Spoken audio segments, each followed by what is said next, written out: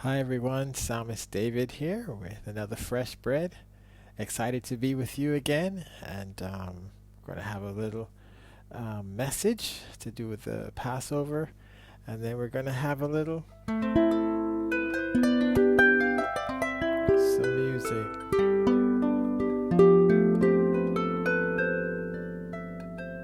some little music on the harp. We have the harp again today. Yeah, so this is leading up to Easter, Easter week and Passover week. Passover's on Wednesday. And we have an interesting little story that I think can really encourage you. It's from the book of John, the Gospel of John, chapter 13. And the title is Jesus Washes the Disciples' Feet. And so it says, now before the feast of Passover, when Jesus knew that his hour had come, that he should depart from this world to this Father, having loved his own who were in the world, he loved them to the end. And Jesus goes on, he meets with them, he talks with them, and so on. He says, after that, he poured water into a basin and began to wash the disciples' feet and to wipe them with the towel with which he was girded.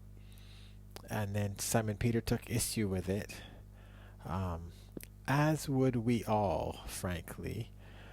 Simon Peter says, Lord, are you washing my feet? And Jesus answered, what I'm doing you do not understand now, but you will know after this. And Peter says, you cannot wash my feet. You will never wash my feet. And I'm sure most of us, when it is someone like a teacher, like a pastor, like a leader who has done miracles, who's done great things, and they want to condescend to washing our feet, we would take issue with that. No, I need to be, washing your feet. I need to be serving you. You cannot stoop down as low as to serve me. But listen to what happens. So Peter says, no, Jesus then answers him and says, if I don't wash your feet, you don't have any part with me, Peter. Now, Jesus has already told him you won't understand what's happening right now, but later.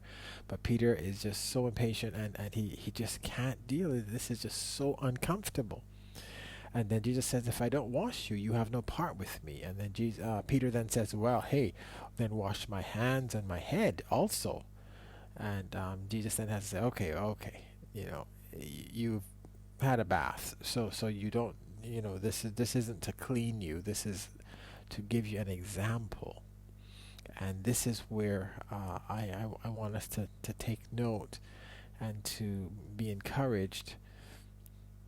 Jesus says, do you know what I have done? And he says, you call me teacher and Lord, and you say, well, for so am I. If I then, your Lord and teacher, have washed your feet, you also ought to wash one another's feet. Now this is the lesson. How comfortable are we with the thought of washing each other's feet? Would I be comfortable to let you wash my feet? Would you be comfortable to let me wash your feet? But it's my toes. It's my personal, this is my feet. Why not just wash my socks then if we really, foot washing. So Jesus is saying he has done it as Lord and teacher, and if he can do it, then we can do it. The thing about foot washing is it's really us. It's really my body, it's my feet that you're washing. And if any of you have been in a foot washing time, it's a quiet time. You're going to the next level here. This is not let's have a coffee.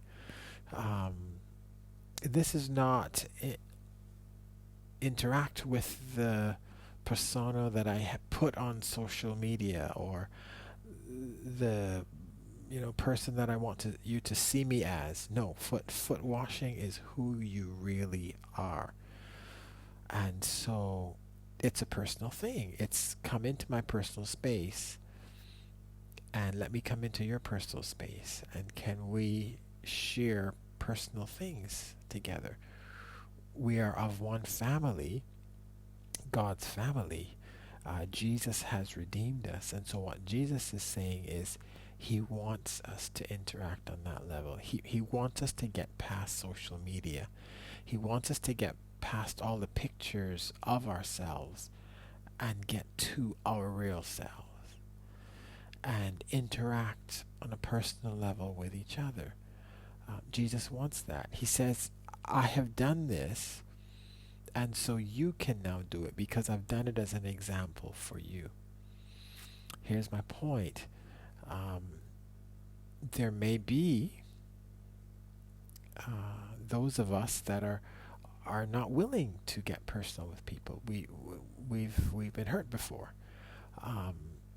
We're proud.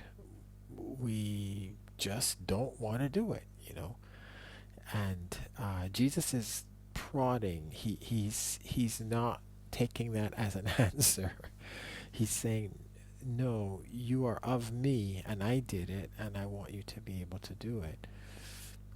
And it may, for many, start with a cup of coffee or tea. And as you get to know the brother or sister, not being afraid to enter their space and have them enter your space. And it doesn't stop being a phileo brotherly love thing. It doesn't go into anything else. It stays on that level, but it just gets really deep, so that we can carry each other's burdens, so we can watch each other's back, so we can be responsible to each other, we can be accountable to each other, we can speak to each other when somebody's going down a totally wrong path. If I've washed your feet and you care about me and I care about you, I'm not going to let the devil win you over and just sit by and let it happen. I'm going to get into your space because you're my brother and you're my sister, and we are going to make it. So that's the level that Jesus wants us to interact with each other on. And I feel that this lesson is important, and it is done before Passover, before Jesus pays the ultimate price. So this is a build-up to it. This is one of those things that he had to do before he left. And so I think we need to take that lesson and really consider, can I wash your feet? Will I let you wash my feet?